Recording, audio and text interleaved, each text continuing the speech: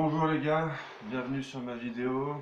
Aujourd'hui on va faire une petite vidéo sur le film fanfic fait par des fans Broly qui est sorti sur internet il y a quelques jours.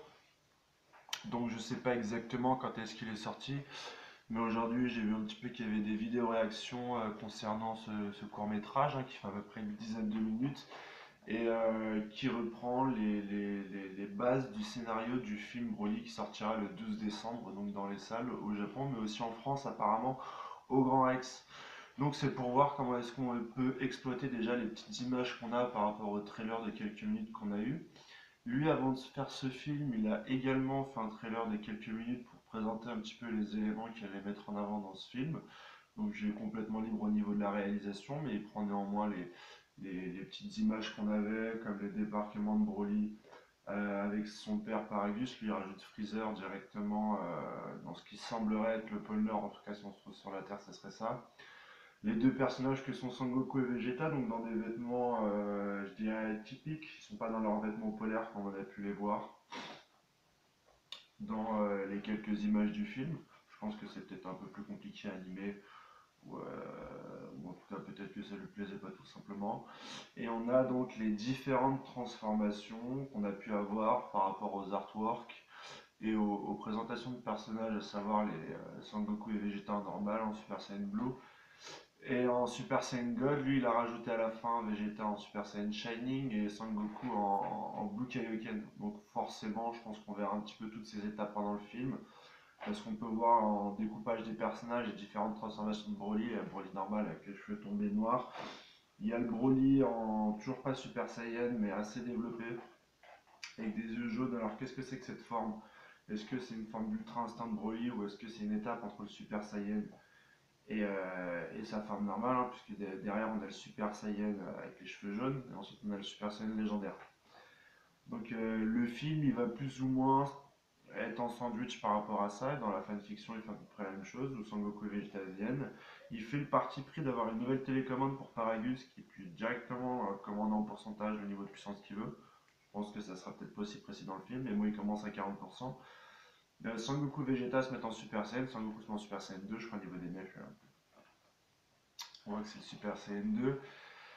Et manifestement, ils arrivent pas en puissance et ils se mettent en Super Saiyan God. Et je me demande, dans le vrai film, comment sera légitimé le Super Saiyan God? Pourquoi est-ce que tu te transformes en Super Saiyan God en fait quand t'as le God Blue dans la main?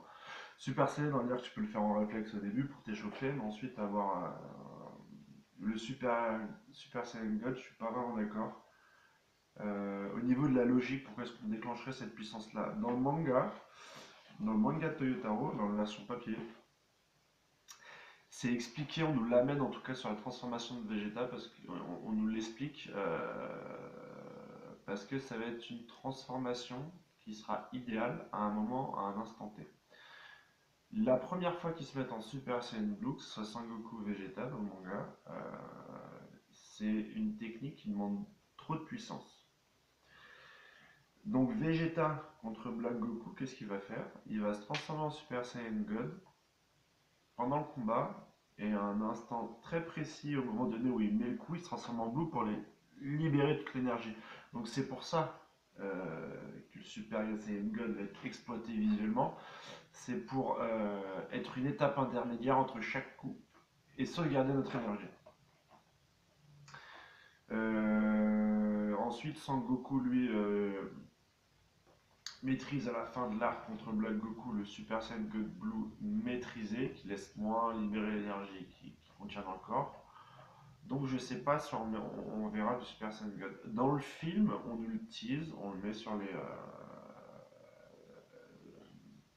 les scans de découpe de personnages, les scans, les tableaux de présentation. On nous le tease, on nous fait fuiter des images. Donc on sait qu'il y aura le Super Saiyan God, cheveux rouges. Comment est-ce qu'on va nous l'expliquer?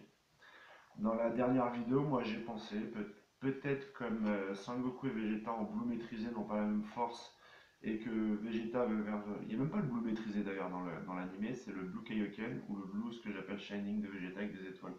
Peut-être que leurs différentes alternatifs de Blue, soit un le Shining et l'autre le Kaioken, leur empêche d'avoir la même force, le même niveau de force, hein, parce que pour la fusion, je pense qu'il y aura la fusion avec Vegeta déjà, on va parler de ça.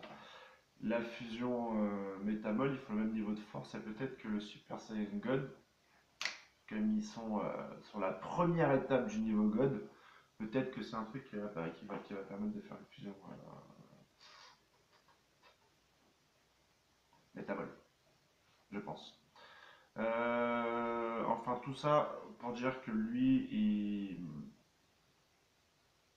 il utilise bien ces différentes transformations pour avancer dans son scénario. Donc en 10 minutes, il avance bien sur les rapports de puissance.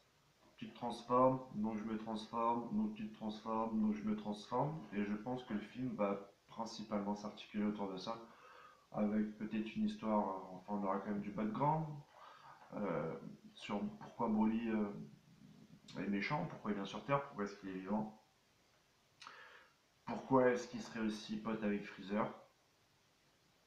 Ça rajouterait entre les combats un petit peu d'intensité, un peu d'épique, pour faire avancer le public, hein. En tout cas,